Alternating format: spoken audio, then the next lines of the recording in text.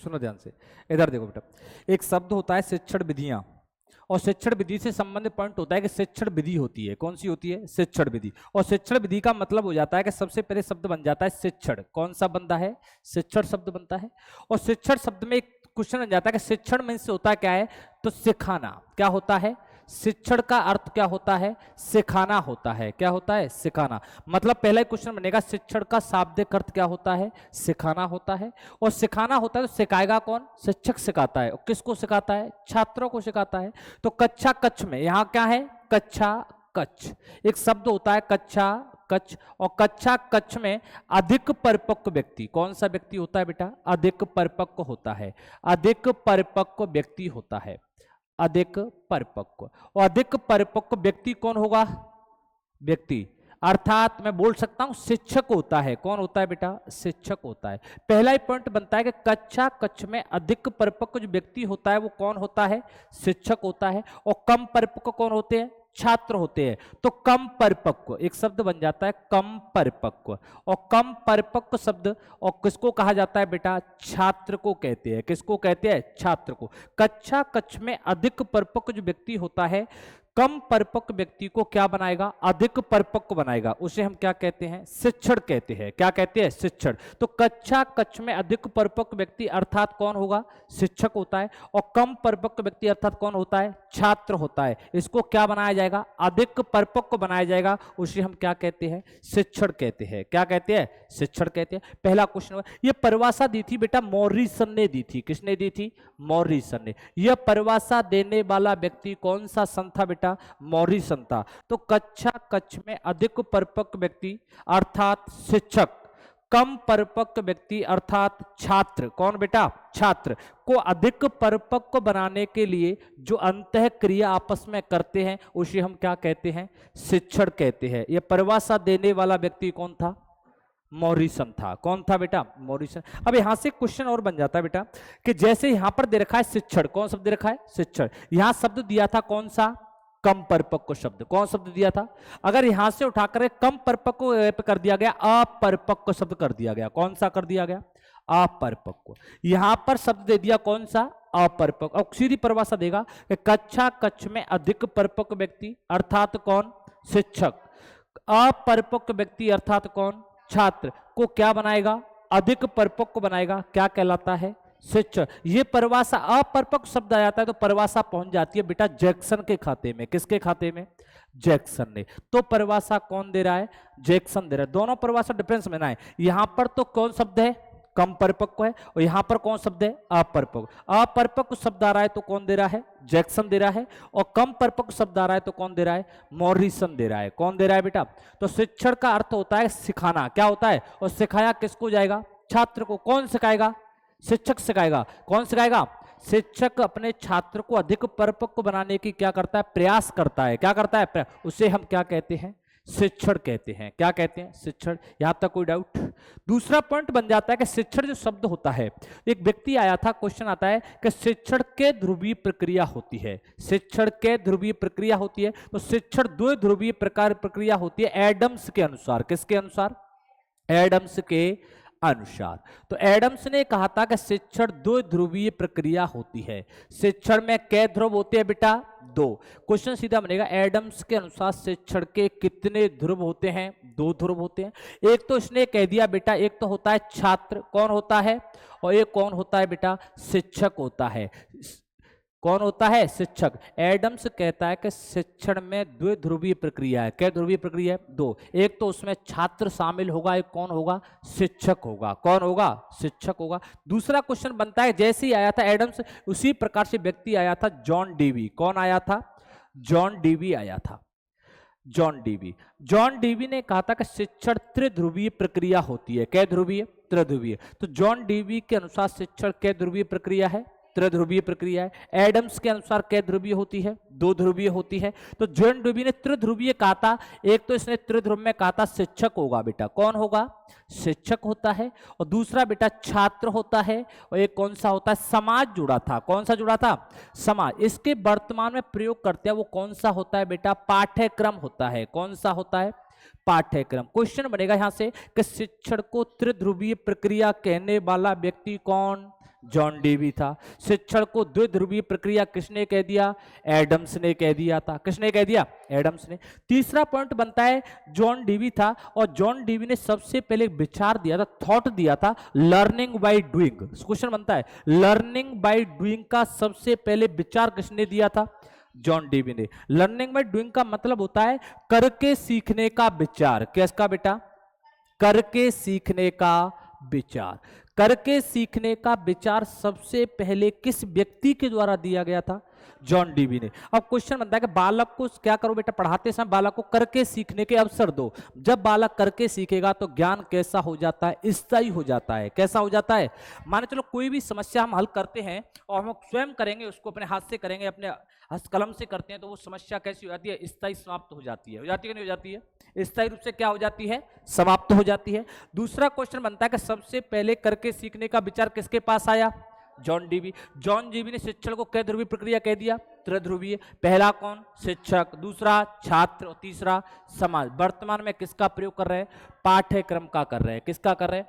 पाठ्यक्रम का कर रहे हैं। उसके बाद में पॉइंट बन जाता है बेटा शिक्षण से संबंधित कि शिक्षण है, और शिक्षण जब करते हो आप, किसी भी कार्य को करते हो तो सोपानों का प्रयोग करते हैं। किसका प्रयोग करते हैं?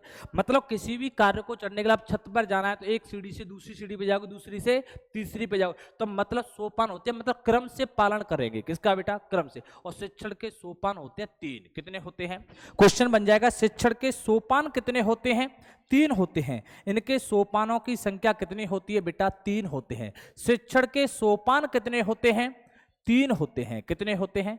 तो क्वेश्चन बन जाए शिक्षण के सोपान होते हैं 3। कितने होते हैं? 3। अब कौन कौन से होते हैं ये ध्यान रखना है आपको, 1, 2 और 3। पहला होता है बेटा निदानात्मक। कौन सा? निदानात्मक होता है। पहला कौन सा है? निदानात्मक होता है। दूसरा बेटा उपचारात्मक होता है। उपचारात्मक होता है। और तीसरा होता है बेटा मूल्यांकन। कौन सा? मूल्यांकन। तो शिक्षण के सोपानों का सही क्रम क्या होगा? सीधा क्वेश्चन बनेगा कि निदान, उपचार और मूल्यांकन। निदान, उपचार और मूल्यांकन। सबसे पहले क्या करोगे? निदान करोगे, उसके बाद उसका क्या करोगे? उपचार करोगे, उसके बाद में उसका क्या करोगे? मूल्यांकन करोगे। क्या करोगे? मूल्यांकन। अब बात आती है निदान होता क्या है, उपचार क्या होता है और मूल्यांकन क्या? 90 मतलब 100% पेपर में क्वेश्चन यहीं से आता है। 100% ऐसा कोई पेपर नहीं बना है रीट का चाहे किसी भी चीज का यहां से क्वेश्चन ना मिले आपको। ध्यान रखना 100% क्वेश्चन आएगा कि सबसे पहला पॉइंट होता है निदान क्या है, उपचार क्या है। अब मान के चलो आप एक कोई व्यक्ति है बीमार हो गया। क्या हुआ बेटा? बीमार हुआ। क्या हो गया? बीमार, मतलब उसको बुखार आ गया। क्या आ गया बेटा? बुखार आया। कोई व्यक्ति था जिसको क्या हो गया? बीमार हुआ और उसको क्या आ गया? बुखार आ गया। अब बात कर चलो वो कहां जाएगा? डॉक्टर के पास जाएगा। किसके पास जा रहा है? तो ये व्यक्ति चला बेचारा डॉक्टर के पास चला। किसके पास चला? डॉक्टर के पास चला। ये डॉक्टर के पास पहुंचा और डॉक्टर से पूछ जाकर कहा कि डॉक्टर साहब मेरे को क्या आया है? बुखार आया है। क्या आया है? बुखार। डॉक्टर दवाई नहीं दे सकता, नहीं देगा। पहले डॉक्टर उसकी जांच करेगा। क्या करेगा? क्या बुखार आने का कारण क्या है। जब उसका बुखार आने के कारणों का पता लगाएगा तो डॉक्टर कर रहा है निदान। क्या कर रहा है? निदान। मतलब समस्या के कारण का क्या लगाना? पता लगाना। समस्या के कारण का पता लगाना। कारण का क्या लगाना? पता लगाना। और पता लगाना क्या कहलाता है? निदान। डॉक्टर को पता पड़ गया कि सर्दी से बुखार आया है। किससे आया है? सर्दी से। तो डॉक्टर उसको टैबलेट देगा, उसको बचने के उपाय बताएगा। तो उसको क्या करेगा? उपचार करेगा। क्या करेगा? तो तुरंत उसका क्या करेगा? उपचार। उपचार में कहेगा डॉक्टर से ऐसे ऐसे प्रयोग करो, 5 दिन की दवाई है, इनको खा करके वापस आ जाना मेरे पास में। आप दवाई लेके आ गए और 5 दिन आपने दवाई खाई। क्या दे दिया डॉक्टर ने? उपचार। जैसे ही 5 दिन की दवाई पूरी हुई तो आप कहां जाओगे? डॉक्टर के पास। और डॉक्टर से कहोगे, डॉक्टर आपकी क्या करेगा? तुरंत जांच करेगा, मतलब मूल्यांकन करेगा। क्या करेगा? मूल्यांकन। मूल्यांकन क्यों करेगा? कारण बता रहा हूं कि आपकी बीमारी दूर हुई या नहीं हुई, बीमारी दूर हो गई या नहीं, इस बात का पता लगा रहा है। तो क्या कर रहा है? मूल्यांकन कर रहा है। क्या कर रहा है? उसी प्रकार शिक्षा के क्षेत्र में इसका प्रयोग किया गया। किसके क्षेत्र में? शिक्षा के क्षेत्र में। और शिक्षा के क्षेत्र में सबसे पहले निदान आया। मान चलो कोई छात्र है, उसको समस्या आ रही गणित का सवाल करने में। क्या समस्या? गणित का सवाल। अब शिक्षक आएगा, शिक्षक के पास जैसे छात्र पहुंचेगा, उससे छात्र कहेगा सर मुझे समस्या है। पहले शिक्षक पता लगाएगा कमजोरी कहाँ है बालक की, कमजोरी कहाँ है, समस्या के कारण का पता लगाएगा। तो समस्या के सही कारणों का पता लगाना उपचार होगा। क्या होगा? निदान हुआ।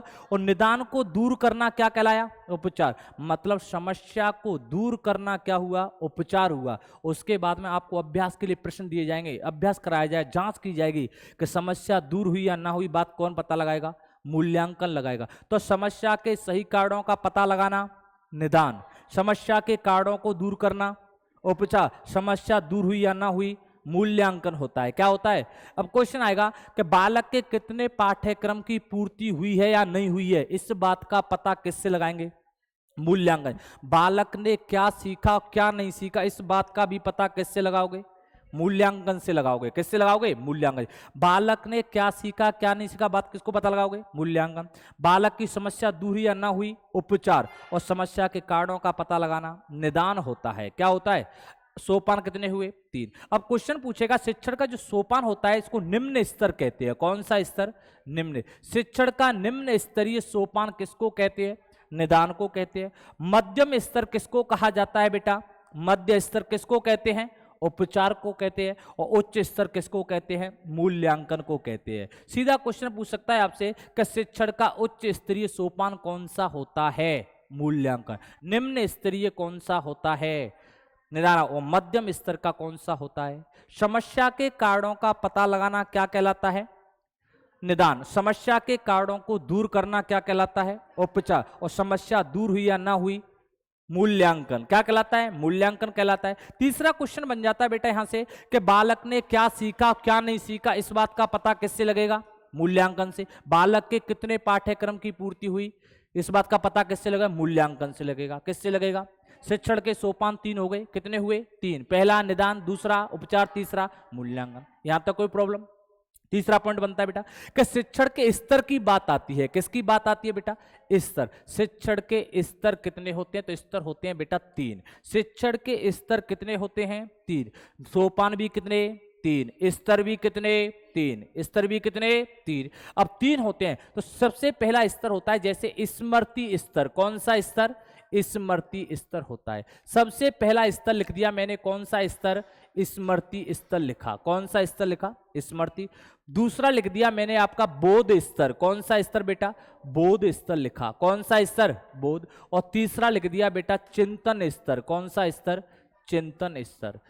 शिक्षण के स्तर कितनों की संख्या कितनी होती है? 3 होती है। कितनी होती है? 3। पहला कौन सा? स्मृति। दूसरा कौन सा? बोध। और तीसरा कौन सा? चिंतन स्तर। अब बात आती स्मृति क्या होता है, बोध क्या होता है और चिंतन क्या होता है। पहला क्वेश्चन यहीं से बनेगा। दूसरा पॉइंट बनता है कि चिंतन स्मृति के प्रवर्तक कौन थे, बोध के प्रवर्तक कौन थे और चिंतन के प्रवर्तक कौन थे। अब पहला क्वेश्चन बनेगा स्मृति के प्रवर्तक थे बेटा वो कौन थे? हर्बर्ट थे। कौन थे बेटा? हर्बर्ट। इसके प्रवर्तक किसको कहा जाता है? हर्बर्ट को। क्वेश्चन बनेगा स्मृति स्तर के प्रवर्तक कौन थे? हर्बर्ट थे।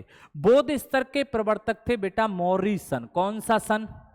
मॉरिसन था। पहला ही क्वेश्चन बनेगा कि बोध स्तर के प्रवर्तक किसको कहा जाता है बेटा? मॉरिसन को कहा जाता है। और चिंतन के प्रवर्तक कहा जाता है बेटा हंट को। किसको कहते हैं? हंट को। मतलब स्मृति के प्रवर्तक किसको कह दिया? हर्बर्ट को। बोध का प्रवर्तक मॉरिसन और चिंतन का प्रवर्तक हंट होता है। कौन सा होता है? हंट होता है। अब बात आती है स्मृति को ही कहते हैं हम निम्न स्तर। कौन सा स्तर? स्मृति को हम कौन सा स्तर कह देते हैं? निम्न स्तर कहते हैं। किस स्तर को निम्न स्तर कहा जाता है बेटा? स्मृति को कहते हैं। इसी को कहते हैं बेटा मध्य स्तर। कौन सा स्तर? मध्य स्तर कहते हैं। और इसको कहते हैं बेटा कौन सा स्तर? उच्च स्तर कहते हैं। कौन सा स्तर कहते हैं? उच्च स्तर कहते हैं। मतलब शिक्षण के निम्न स्तर के प्रवर्तक किसको कहते हैं? हर्बर्ट को। मध्यम स्तर के प्रवर्तक मॉरिसन, उच्च स्तर के प्रवर्तक हंट होते हैं। कौन होते हैं? अब बात आती है सर स्मृति स्तर क्या होता है। क्वेश्चन आएगा कि स्मृति स्तर क्या होता है। इसमें विषय वस्तु को रटाया जाता है। क्या किया जाता है? रटाया। मतलब विषय वस्तु को क्या करते हैं? बालक को रटा देते हैं। मतलब रटा हुआ ज्ञान। कौन सा ज्ञान? रटा ज्ञान। कौन सा ज्ञान? रटा ज्ञान। मतलब क्वेश्चन पूछा कि राजस्थान की राजधानी क्या है, तुमने बच्चे ने आंसर दिया जयपुर। आपके पूछ लिया राजस्थान जिलों की संख्या कितनी है, आपने सीधा उत्तर दे दिया। यांत्रिक रूप से किसी प्रश्न का उत्तर दे रहे हो, वो स्तर कौन सा है? स्मृति स्तर है। कौन सा स्तर है? इसमें विषय वस्तु को रटाया जाता है। कौन से स्तर में? स्मृति स्तर में रटाया जाता है। दूसरा कौन सा? बोध। बोध में क्या होता है? बालक की समझ विकसित की जाती है। क्या की जाती है? इसमें विषय वस्तु को समझाया जाता है। कौन से स्तर में? बोध स्तर में। कौन से स्तर में? चिंतन में क्या होता है? समस्या समाधान होता है। कौन सा समाधान? समझ। इस स्तर में समस्या समाधान होता है। कौन सा समाधान? समस्या समाधान। अब क्वेश्चन आता है समस्या समाधान विधि में कौन से स्तर का प्रयोग होता है? चिंतन स्तर का। इसमें बालक क्यों रूपी प्रश्न का उत्तर खोजता है। कौन से प्रश्न का? क्यों रूपी। मतलब समझना कि क्यों रूपी प्रश्न का उत्तर खोज रहा है। कैसे? बच्चे के सर पढ़ा रहे हैं कि बच्ची आकाश में उड़ते हैं, पक्षी आकाश में उड़ते हैं, और छात्र पूछेगा क्यों उड़ते हैं, तो क्यों का रूप को उत्तर कौन देंगे? वैज्ञानिक देंगे। कौन देंगे बेटा? वैज्ञानिक। तो वैज्ञानिक आविष्कार कौन से स्तर में किए जाते हैं? वैज्ञानिक आविष्कार। और वैज्ञानिक आविष्कार कौन से स्तर में बेटा? चिंतन स्तर में। कौन से स्तर में? रटा हुआ ज्ञान स्मृति में, समझ विकसित करना बोध में होता है, और क्वेश्चन आएगा समस्या समाधान करना चिंतन स्तर में, क्यों रूपी प्रश्न का उत्तर खोजना चिंतन स्तर में। कौन से स्तर में? अरे वैज्ञानिक आविष्कार कौन से स्तर में? चिंतन स्तर में। अब क्वेश्चन है खोज विधि का प्रयोग कौन से स्तर में होगा? खोज चिंतन में होगा। किस में होगा? अरे खोज विधि कौन से स्तर का प्रयोग करती है? चिंतन स्तर का। कौन से स्तर का? रटा हुआ ज्ञान किस में आ जाएगा? समझ किस में आ जाएगी? और क्यों रूपी प्रश्न का उत्तर? चिंतन में। और चिंतन के प्रवर्तक कौन थे? हंट। और बोध के प्रवर्तक मॉरिसन। और स्मृति के प्रवर्तक हार्वर्ड थे। कौन थे बेटा? तो सोपान भी कितने होते हैं? 3 होते हैं। और स्तर भी कितने होते हैं? 3। पहला क्वेश्चन आएगा शिक्षण के सोपानों का सही क्रम क्या है? निदान, उपचार और मूल्यांकन होता है। दूसरा क्वेश्चन बनता है कि शिक्षण के स्तर कितने होते हैं? 3 होते हैं। पहला कौन सा? स्मृति। दूसरा कौन सा? बोध। और तीसरा कौन सा? चिंतन स्तर। कौन सा स्तर बेटा? चिंतन। अब स्मृति के प्रवर्तक हार्वर्ड होते हैं, बोध के प्रवर्तक मॉरिसन होते हैं, और चिंतन के प्रवर्तक हंट होते हैं। कौन से होते हैं? समस्या समाधान विधि कौन से स्तर में आती है बेटा? चिंतन स्तर में। कौन से स्तर में? समस्या समाधान विधि कौन से स्तर का प्रयोग हो रहा है? चिंतन स्तर का प्रयोग हो रहा है। कौन से स्तर का? चिंतन स्तर का। दूसरा पॉइंट बन जाता है बेटा यहां से कि शिक्षण के चर। क्या बेटा? चर। शिक्षण के चर। शिक्षण के चर। और शिक्षण के चर होते हैं बेटा 3 होते हैं। कितने होते हैं? 3। सोपान भी कितने? 3। भेद भी कितने? 3 होंगे। स्तर भी कितने होंगे? 3 होंगे। और चर भी कितने होंगे? 3 होते हैं। कितने होते हैं? 3। अब बात आती है शिक्षण के चर 3 होते हैं। 99% क्वेश्चन आता है यहां से। शिक्षण के चर में पहला क्वेश्चन बनता है, एक चर होता है उसका नाम है स्वतंत्र चर। कौन सा चर? स्वतंत्र चर। पहला चर का नाम क्या लिखा? दूसरा होता है बेटा आश्रित चर। कौन सा चर? आश्रित चर। आश्रित चर। और तीसरा होता है कौन सा? मध्यस्थ चर। कौन सा चर? मध्यस्थ चर। मतलब 3 चरों का प्रयोग होता है, स्वतंत्र, आश्रित और मध्यस्थ। पहला क्वेश्चन समझना ध्यान से। कक्षा कक्ष चल रही है। क्या है? कक्षा कक्ष। और कक्षा कक्ष में स्वतंत्र निर्णय लेने में कौन है? शिक्षक होता है। मैं अपने निर्णय स्वयं ले सकता हूं।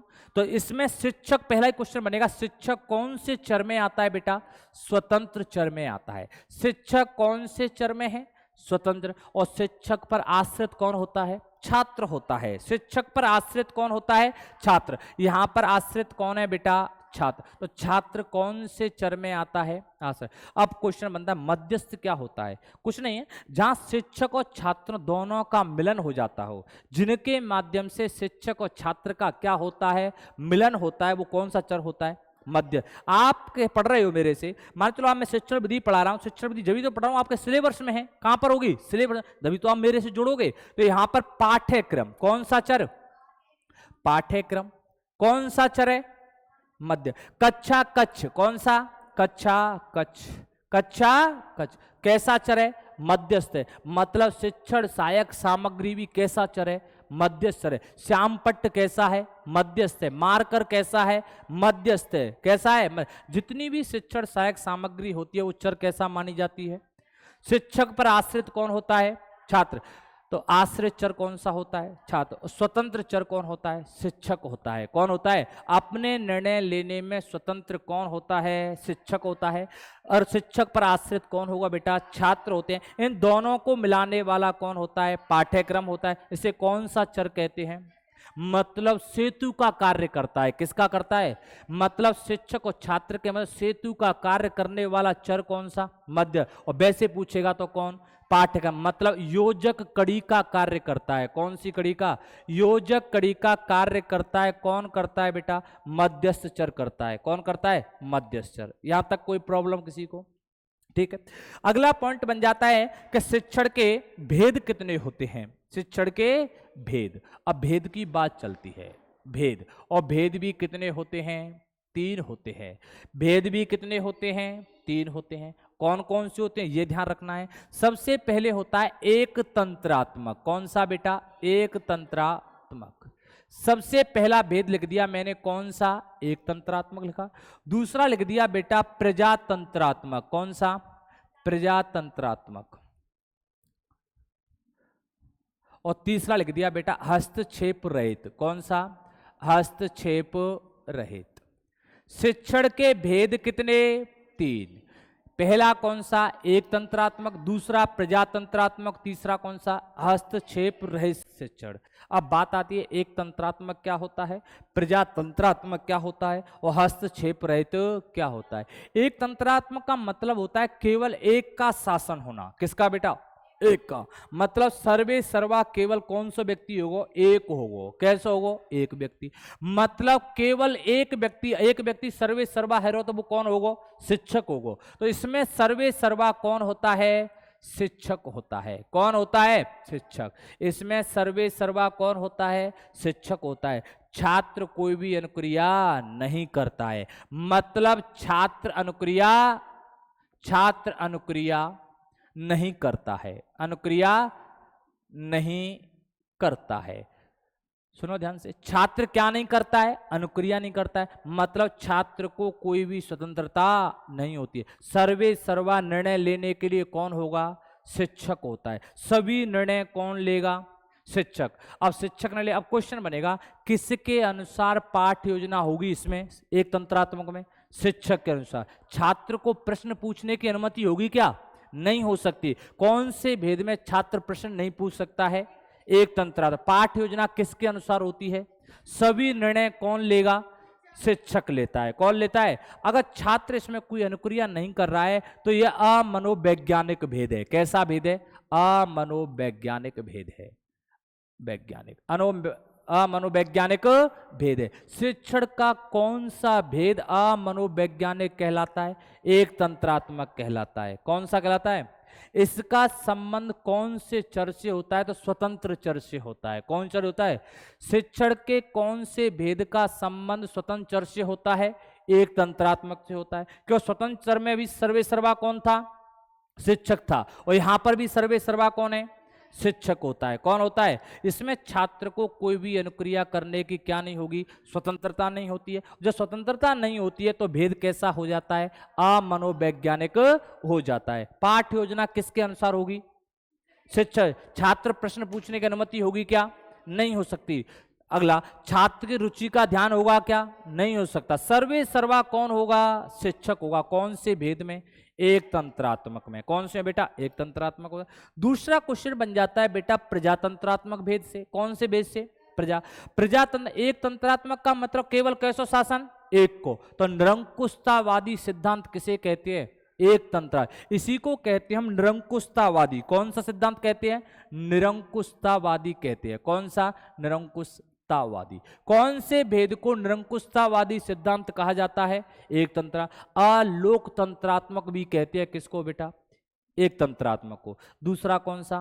प्रजातंत्रात्मक। सीधा क्वेश्चन ध्यान रखना, प्रजातंत्र मतलब प्रजा का शासन, मतलब छात्रों का भी शासन। इसमें कौन कौन होगा? एक तो कौन होगा? शिक्षक होगा। और कौन होगा? छात्र होगा। इसमें क्या होता है? छात्र के अनुसार पाठ्य योजना बनाई जाती है। किसके अनुसार? छात्र के अनुसार। छात्र को प्रश्न पूछने की क्या होगी? अनुमति होगी। क्या होगी? अनुमति होगी। तो छात्र सक्रिय निष्क्रिय? सक्रिय। तो छात्र इसमें क्या रहता है बेटा? सक्रिय रहता है। कैसा रहता है? सक्रिय। जब छात्र सक्रिय तो भेद मनोवैज्ञानिक है। कैसा है बेटा? तो यह भेद कैसा माना जाता है? मनोवैज्ञानिक माना जाता है। शिक्षण का कौन सा भेद है जो मनोवैज्ञानिक माना जाता है? छात्र की रुचि का ध्यान रखा जाएगा क्या? लेके सभी निर्णय लेगा कौन? शिक्षक। क्योंकि आश्रित किस, छात्र किस पर आश्रित हैं? शिक्षक पर। तो इसका संबंध कौन से चर से है? आश्रित चर से है। कौन चर से है? तो प्रजा छात्रों का शासन है, छात्र इसमें सर्वे सर्वा साथ में सहयोग दे रहे हैं, तो प्रजातंत्रात्मक को कहते हैं लोकतंत्रात्मक सिद्धांत। कौन सिद्धांत बेटा? शिक्षण के कौन से भेद को लोकतंत्रात्मक सिद्धांत कहा जाता है? प्रजातंत्रात्मक को। किसको कहा जाता है? और दूसरा क्वेश्चन बनता है शिक्षण के कौन से भेद को निरंकुशतावादी कहते हैं? एक तंत्रात्मक को कहते हैं। तीसरा भेद कौन सा है बेटा? इसमें एक पॉइंट आता है, इसमें सर्वे सर्वा एक छात्र होता है, इसमें शिक्षक की आवश्यकता नहीं होती है। इसमें कौन होगा? इसमें शिक्षक की आवश्यकता नहीं है। शिक्षक नहीं है, मतलब शिक्षक की आवश्यकता नहीं है। तुमने देखा होगा प्राइवेट बीए करते हो, ओपन स्कूल से पढ़ते हो, आप शिक्षक की आवश्यकता नहीं है, आपको घर पढ़ते हो, तो मतलब इसमें किसी प्रकार का कोई हस्तक्षेप नहीं होता। सर्वे सर्वा कौन होता है? छात्र होता है। बताओ मनोवैज्ञानिक का मनोवैज्ञानिक? मनोवैज्ञानिक। जिसमें छात्र सक्रिय हो, रुचि हो, वो भेद हमेशा कैसा होगा?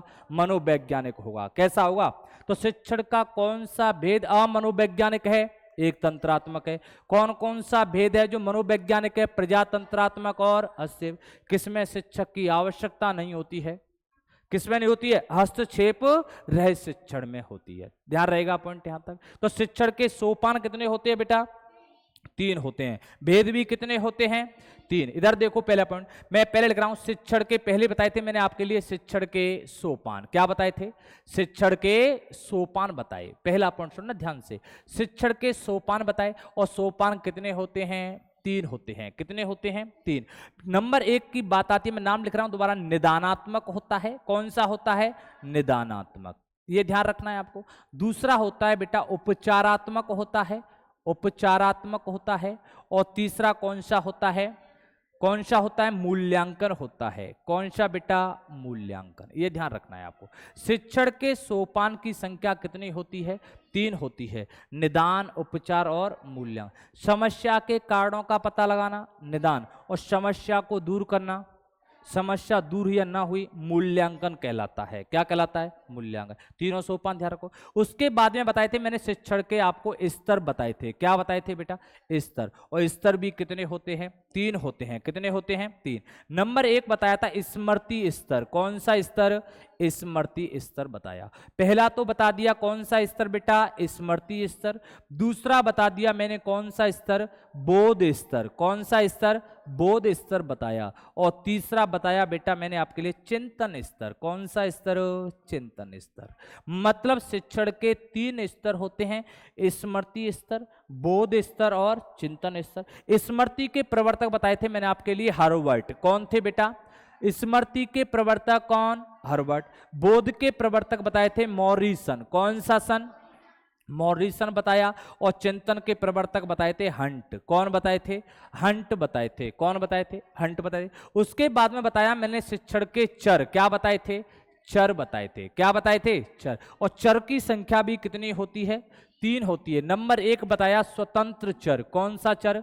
स्वतंत्र चर। स्वतंत्र चर। और स्वतंत्र चर कौन होगा? शिक्षक होगा। कौन होगा? शिक्षक बता दिया। दूसरा पॉइंट बताया, चर बताया आश्रित चर। कौन सा चर? आश्रित चर। और आश्रित चर में बता दिया कौन? छात्र। कौन बता दिया? छात्र। और तीसरा बता दिया मध्यस्थ चर। कौन सा चर? मध्यस्थ चर। और मध्यस्थ में बता दिया कौन सा? पाठ्यक्रम। कौन सा क्रम? पाठ्यक्रम। ये ध्यान रखने। चर भी कितने होते हैं? 3 होते हैं। चौथा बता दिया इसके भेद। क्या बताए थे मैंने? भेद बताए। अगला पॉइंट बताएगा शिक्षण के भेद कितने होते हैं, और भेद भी कितने होते हैं? 3 होते हैं। पहला कौन सा? एक तंत्रात्मक। कौन सा बेटा? एक तंत्रात्मक होता है।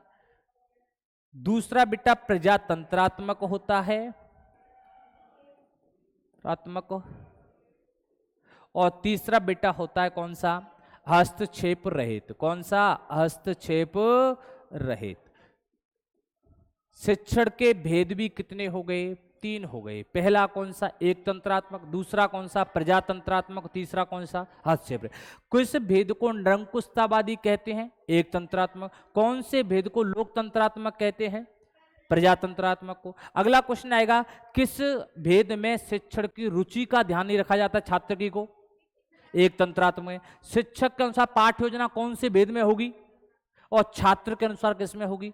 प्रजातंत्रात्मक। छात्र निष्क्रिय होता है, एक तंत्रात्मक है, और सक्रिय होता है। तो दो पॉइंट बेटा ध्यान में रखना है आपको।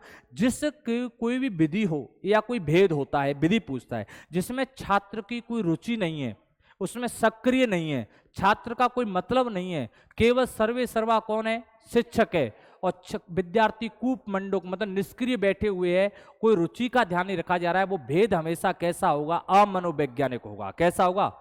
जिसमें छात्र सक्रिय होगा। कैसा होगा? छात्र की रुचि का ध्यान रखा जाएगा, तो भेद हमेशा कैसा होगा? मनोवैज्ञानिक होगा। कैसा होगा? मनोवैज्ञानिक होगा। तीनों पॉइंट यहां तक क्लियर हुए।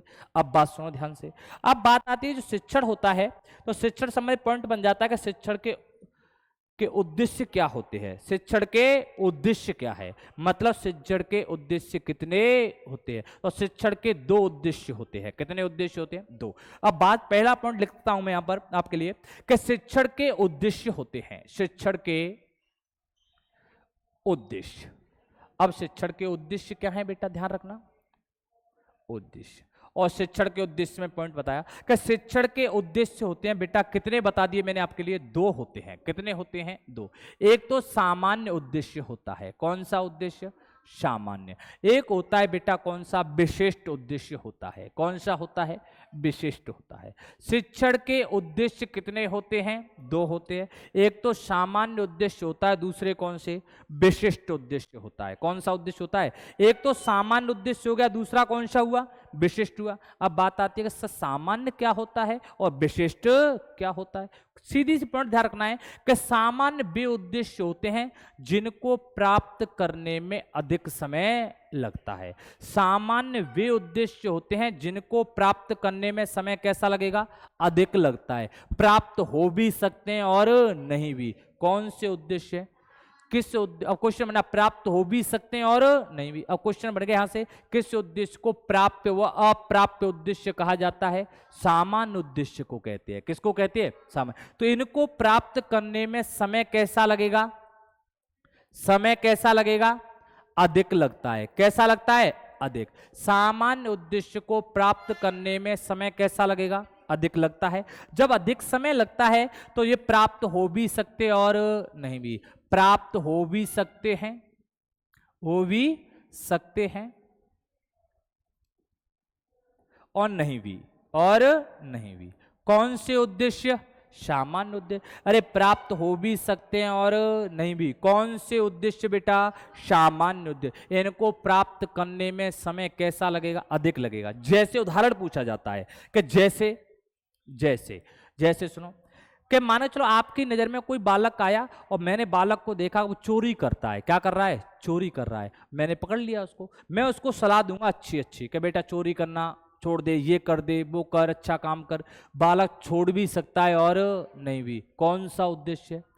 एक बालक कक्षा में शिक्षक आया, अंग्रेजी वाला शिक्षक आया। कौन आया? अंग्रेजी का। जैसे अंग्रेजी के शिक्षक ने क्लास में किया, बच्चे कुछ डरते हैं इंग्लिश से डर रहे थे, तो शिक्षक इंग्लिश का उससे इंग्लिश के बारे में पॉजिटिव सोच बताइए आपके लिए। क्या बताए थे? पॉजिटिव। तो आपकी सोच बदल भी सकती है और नहीं भी। कौन सा उद्देश्य है? क्वेश्चन सीधा बनेगा कि एक कक्षा में शिक्षक किसी विषय वस्तु के प्रति में सकारात्मक दृष्टिकोण दे रहा है। कौन सा दृष्टिकोण? सकारात्मक। बताइए कौन से उद्देश्य की प्राप्ति कर रहा है? सामान्य उद्देश्य की। कौन से उद्देश्य की? एक बालक में राष्ट्रीयता की भावना का विकास करना है। एक बालक में राष्ट्रीयता की भावना का क्या करना है? विकास करना है। मतलब कोई बालक के राष्ट्रीय भावना ना, देशद्रोही भावना है, छुड़वाना है उसको, उसमें राष्ट्र की भक्ति पैदा करनी है। तो हो भी सकती है और नहीं भी। कौन सा उद्देश्य है? सामान्य उद्देश्य है। कौन सा उद्देश्य है? और सामान्य उद्देश्य को प्राप्त करने में समय कैसा लगेगा? अधिक लगता है। प्राप्त हो भी सकते हैं और नहीं भी। कौन से उद्देश्य को बेटा? सामान्य उद्देश्य को। दूसरा पॉइंट बन जाता है विशिष्ट उद्देश्य। कौन सा? विशिष्ट। तो सीधा ध्यान रखना, इनको प्राप्त करने में समय लगेगा कम। कैसा लगेगा? समय कैसा लगेगा?